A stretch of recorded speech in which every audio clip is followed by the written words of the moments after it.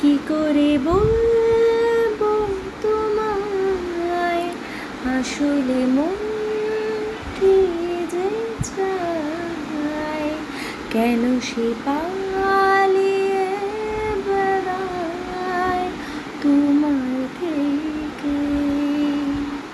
কি করে বলবো তোমায় আসলে মন কি যে চায়, কেন সে